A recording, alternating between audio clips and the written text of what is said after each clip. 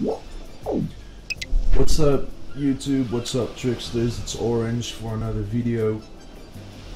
Today's video, as you can see from the title, it's an Enlightenment walkthrough, and it is the very first Enlightenment step that you will have to take into in order to become a full Trickster. This step is actually to filter out all the players which are not fit to be in Enlightenment. It's, you know, in terms of the story, it's just basically you're gonna have to fight 4 guardians, so 1 for each type: power, charm, sense. Fuck, what's the other one? Powers and magic. And what's that gonna do is, you know, once you defeated all the guardians, then you're fit to be a trickster. You're powerful enough, or whatever.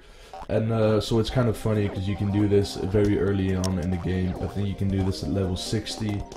Well, to become a full Enlightenment, you can only do that at level 130. So I mean, it's kind of retarded. But whatever. I guess it gives you know, beginners kind of a good shot at making money, because actually card identification, if you do it correctly, you can make a lot of money out of it by gathering secret cards and selling them. Secret cards go for about 10 to 15 million. So it is a good way of making money as a beginner. So this is a walkthrough, and this is also a talkover, so I am not speaking as I am recording or as I am playing the game, because otherwise the video would simply take way too long. I decided to speed things up with the speed of 2, because this is a walkthrough and you don't need to see everything I'm doing. You get the idea. So now you've talked to the first guardian, and it's power type, so it's test of courage. And he will give you a teleporter, which you can just simply teleport to back again. And then he's gonna summon this monster. Now, you're just gonna have to kill this monster. Right now my sheep has no equipments, and so it's having a very hard time killing this monster. They don't deal a lot of damage, however they do have a lot of magical defense and normal defense.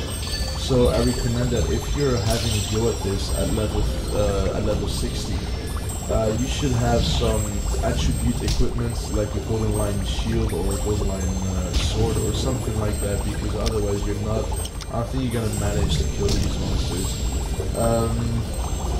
So what you need for this step of the card identification is you're going to need all 4 argument cards. So that's for all 4 different types, and so he's going to ask you for the card, and then once you give the card, a monster's going to summon out of it, and then you're going to do that 4 times for all different types. So I'm just going to skip this step. Right now I have completed all 4 types, and now what Fairy No-No, fucking weird name, but what Fairy No-No is asking you to do is to collect the Trickster certificate. Now, Trickster certificate you get from this potpourri, hidden in the cave, and he will ask you 5 Arcane shards. So this is why I showed myself purchasing these 5 Arcane shards at the beginning. You then get a Trickster certificate, which looks like that. As you can see in the middle of the Trickster certificate, there is a crest, a sort of emblem. It's a green emblem with a wing in the middle, and this is the Enlightenment crest. So once you have achieved full Enlightenment, which you will see in future videos on my buffalo, you can see that in the character selection menu you have that crest above the character. Now what this means is, yeah, well, the character has achieved full Enlightenment. You know, and it's a pretty cool thing that they have added.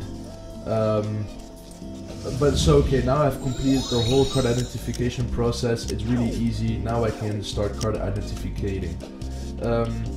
You can see that cards have different lives when you right click them. Anything between 5 to 6 life is a good life, and anything between 3 to 4 is a bad life. What you want to do is you want to start off with a card with a very high life, because that is gonna show a very high number on your meter. What that meter means is every time you fail a card identification, that meter goes 1 point down, and when it's reached, when the meter has reached 0, that means that round of card identification is over. I will show you now. So now I filled again. So now it's over, and you can do another round, and so you're gonna have to choose another high card to begin with, and in your second round you can choose one of the lower cards with the lower life, because those don't matter, these are just fillers, you know. Once you can see the experience meter at the bottom, the red experience meter. Once that's fully charged, you technically just get another life on top of that. And yellow cards, which I'm going to show you right after this. I should be getting a yellow card. What yellow cards do is once you get the matchmaking right between the two cards, the yellow card will just instantly give you an extra life. So if you go to round 13 plus, it is pretty useful to have these things. Look, right now where was the? I swear it was in this round that I had the yellow card. Okay, well maybe it's the round after that. And you know, once you matchmake it correctly, you get an extra life, which is nice when you go to really high rounds. So anyways guys, thank you very much for watching. Stay in tuned for next video. I will show the second step of Enlightenment, which is the Soul Seed. The Soul Seed is a bit more complex, but stay in tuned for that. Thank you, and see you in game.